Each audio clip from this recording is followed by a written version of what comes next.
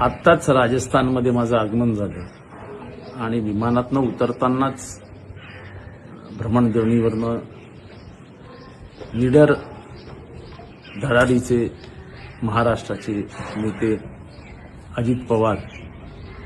अजितदादा पवार यांच्या अपघाती निधनाची दुःखद वार्ता कानावर पडली. एका शब्दात त्यांचं वर्णन करायचं असेल तर निडर.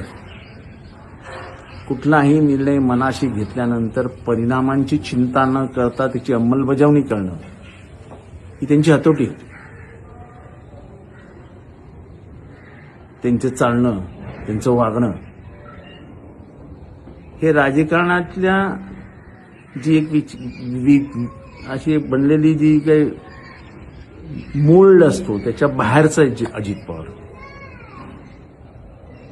ते पारंपरिक पद्धतींवर फार विचार करत नसत.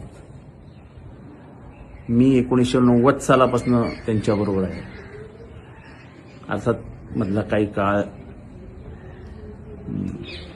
ती परिस्थिती होती त्याच्यातनं आम्ही गेलो, पण तरी आपलेपणा कधी हरवला नाही. मला वाटतं की आज महाराष्ट्राने एक चांगला नेता गमावलाय, जी पोकळी भरून येणार नाही. पण सर्वात मोठी हानी झाली आहे ती पवार कुटुंबियांची. पवार कुटुंबियांचा वारसा खऱ्या अर्थाने पुढे घेऊन जाण्याची ताकद असलेला माणूस अजित पवार. नेमके तेच केले. ही हानी पण भरून निघू शकत नाही. या दुःखद प्रसंगी पवार कुटुंबियांना हे दुःख सहन करण्याची ताकद मिळवून याच्यापेक्षा आपण काय बोलू शकतो.